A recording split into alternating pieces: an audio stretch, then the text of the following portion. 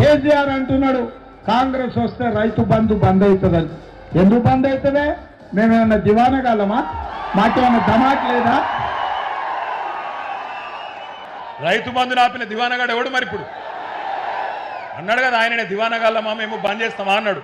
నేను అడుగుతున్నా ఇయ్యాల, అరే హౌలా, అరే దివానా, ఎందుకు బంధు పెట్టినవరా రైతు బంధు?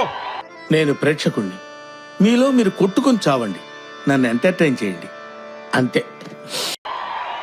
నీ అయ్య సొమ్మ, నీ అబ్బా సొత్తా, మీరు సమాధానం చెప్పాలి. ఇవాళ 3 సార్లు రైతు బంధు ఎగ్గొట్టిన దివానాగాడు ఎవడు? ఎవడు? నేను ఎవడతలేదు తమ్మి. రైతు బీమాను బొందబెట్టిన హౌలాగాడు ఎవడు? 2 లక్షల రుణమాఫీ చేయని దివానాగాడు ఎవడు?